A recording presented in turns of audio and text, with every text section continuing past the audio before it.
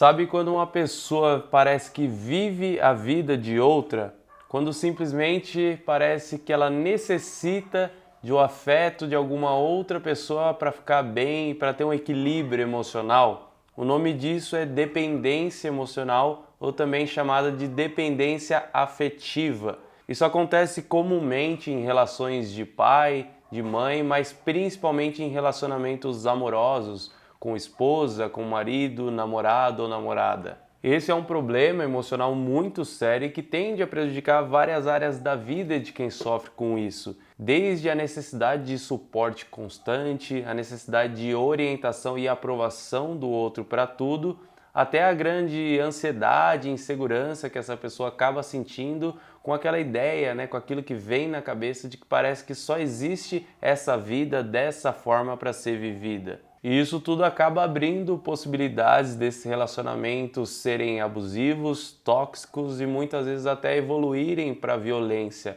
E é por isso que hoje eu vou te falar tudo que você precisa saber, tudo que você precisa entender sobre dependência emocional e também o que você precisa saber para identificar em si se isso está acontecendo com você ou em alguém que você conhece, alguém que é importante para você, tá? E para quem ainda não me conhece, o meu nome é Kelvin Corrêa, eu sou especialista em neurociências e comportamento humano. E aqui nesse canal eu trago vídeos sobre emoções, sobre autoconhecimento, desenvolvimento pessoal, sono e tudo mais o que tem a ver com o seu cérebro e o seu comportamento. Mas sem muita enrolação, bora entender o que é dependência emocional, o que é dependência afetiva. De uma maneira um pouco mais descritiva, um pouco mais técnica, a gente pode dizer que a dependência emocional é um padrão crônico, ou seja, que ele é constante, que ele sempre acontece, de demandas afetivas insatisfeitas, que buscam ser atendidas através de relacionamentos tipicamente caracterizados por um apego patológico.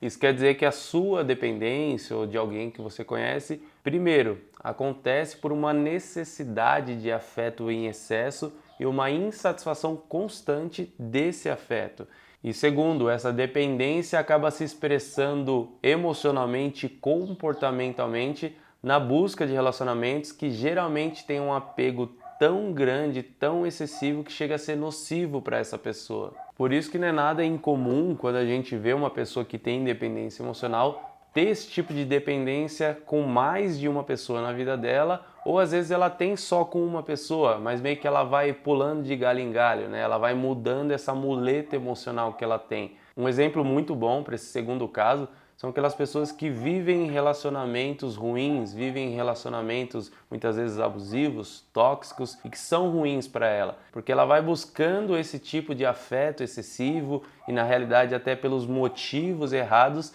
e muitas vezes até está dentro de um relacionamento desse, um relacionamento que está muito ruim e não consegue sair dele por essa impressão de que esse é o único caminho, que só existe essa vida para ser vivida e que se ela ficar sem esse afeto seria o fim do mundo para ela. Além disso, geralmente esses relacionamentos onde existe dependência emocional é algo mútuo, as duas pessoas têm essa dependência. Mesmo naqueles casos desses relacionamentos que estão muito ruins, são abusivos de alguma forma, ou também, é claro, dentro de relacionamentos comuns onde só os dois ali têm algum tipo de dependência. Porque nenhum relacionamento se mantém se alguma das partes está insatisfeita ou não está concordando com o tipo de relação que está acontecendo ali. Então, provavelmente, se alguém está aceitando essa dependência emocional de um lado é porque ela tem outro tipo de dependência do outro. O que acontece é que a expressão dessa dependência em um lado e em outro se expressa de maneira diferente, às vezes até o sentimento é um pouco diferente e o comportamento nisso também.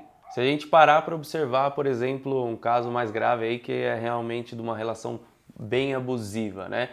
Um dependente de um lado acaba agindo de maneira muito controladora, Sendo mais incisiva ali, impondo muitas coisas, tentando buscar um certo controle em cima da outra pessoa e assim tentando, gerar ali aquele conforto e manter a pessoa perto de você. E a outra parte acaba agindo de maneira muito passiva, muito submissa, aceitando muita coisa, a fim de manter esse relacionamento, de não gerar conflito e de que isso continue, esse afeto continue, já que ela é dependente dele. E esse tipo de relacionamento é problemático de qualquer ótica que você queira enxergar. Para vocês terem uma noção, pessoas que estão com dependência emocional e dentro desse tipo de relacionamento aumentam as chances de desenvolver depressão, ansiedade, transtornos alimentares e até aumenta a chance também de infligir ou sofrer agressão física de alguma forma. Isso sem dizer que as pessoas que sofrem com isso acabam começando a negligenciar suas próprias vontades e as suas próprias necessidades e também acabam se afastando de outras relações, outros relacionamentos positivos que existiam na sua vida antes dessa dependência acontecer. Esse é o clássico caso de alguém que você conhece que entrou num relacionamento, começou a demonstrar todos esses sinais que a gente está falando aqui e aos poucos foi deixando de lado os seus hobbies, foi deixando de lado as suas vontades, foi deixando às vezes até o cuidado consigo mesmo e se afastando cada vez mais das pessoas que ela gosta, né, dos seus amigos, ou às vezes até dos seus familiares. Então é legal a gente fechar essa primeira parte aqui do vídeo dizendo que isso não é frescura, que isso não é bobeira e que também não se resolve da noite para o dia, tá bom? Se você identificou que você tem dependência emocional em alguma pessoa ou conhece alguém que está passando por esse tipo de problema, é legal dar uma atenção, se preocupar e buscar ajuda, porque isso é algo que a gente consegue resolver sim, não é algo simples, não é fácil, mas que tem tratamento que a gente consegue melhorar. Agora, antes de eu ir para a parte mais curiosa desse vídeo, mas ao mesmo tempo preocupante, queria pedir para você já deixar uma curtida aqui embaixo nesse vídeo, porque eu passo horas e horas estudando para trazer um conteúdo aqui científico e com uma linguagem simples e fácil para você entender. Então a curtida é como se fosse um agradecimento por esse trabalho que eu faço aqui. E caso você goste desse tipo de vídeo, desse tipo de tema, falando de emoções, falando de autoconhecimento, de desenvolvimento pessoal, já se inscreve aqui no canal porque eu solto vídeo como esse toda semana. Toda semana tem vídeo novo aqui de conhecimento científico prático para a sua vida. Bom, o que é curioso, mas também ao mesmo tempo preocupante, é que quando a gente observa o comportamento de uma pessoa que está com dependência emocional, ficam muito claras as semelhanças do comportamento dessa pessoa com alguém que é adicta, uma pessoa que é viciada em algo. Tanto que hoje existe até uma discussão no meio científico, no meio da saúde, tentando classificar a dependência emocional como um tipo de dependência, um tipo de vício em afeto ou tipo de vício em outra pessoa. Porque como a gente bem sabe,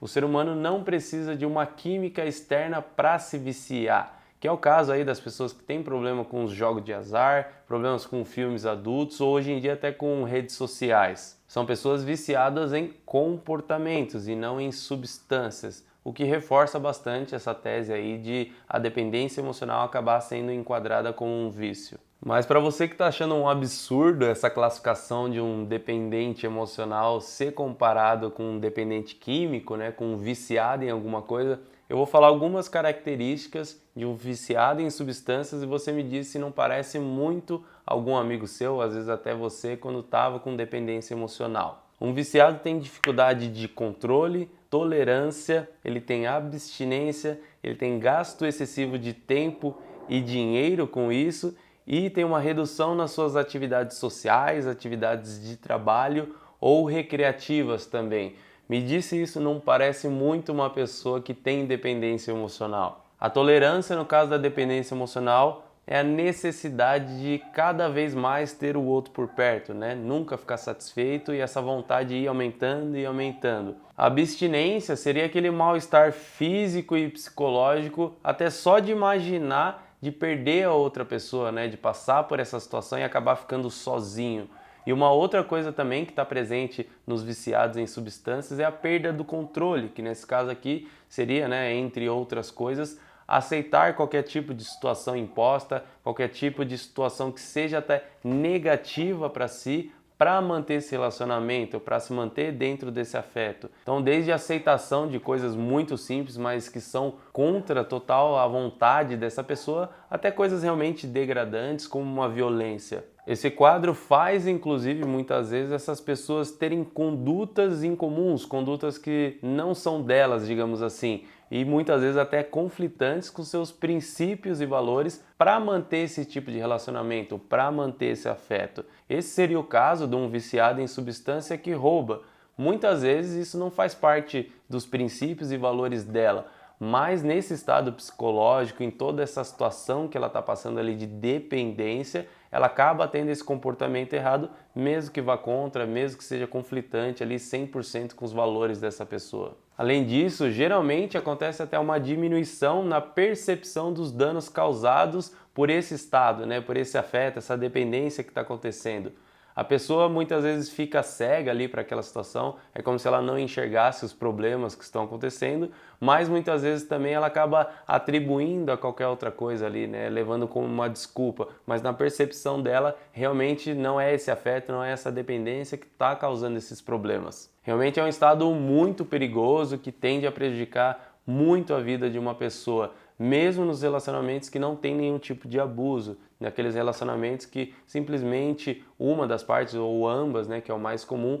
tem esse tipo de dependência emocional. Quem já passou por isso ou conhece alguém que já passou por essa situação, sabe muito bem que os sentimentos mais comuns nesse caso aí é rejeição, medo, raiva, culpa, e que essas pessoas vivem aí mesmo que quando está tudo bem, né, entre muitas aspas, está tudo bem dentro desse relacionamento, elas vivem com um medo muito constante, com uma insegurança muito forte, com aquele medo realmente irracional de ficar sozinho no final, né, de perder aquela outra pessoa. Mas então o que eu posso fazer se eu identifiquei que eu estou com esse tipo de problema ou se alguém que eu conheço está passando por isso? O que os estudos mostram é que a reaproximação, meio que a reinserção dessa pessoa nos ambientes sociais que ela vivia antes e com as pessoas que eram positivas na vida dela tende a ajudar bastante. E é claro também, né, os fatores protetores sempre vão ajudar em qualquer tipo de quadro aí, seja psicológico ou não. Então, né, se alimentar bem, se exercitar,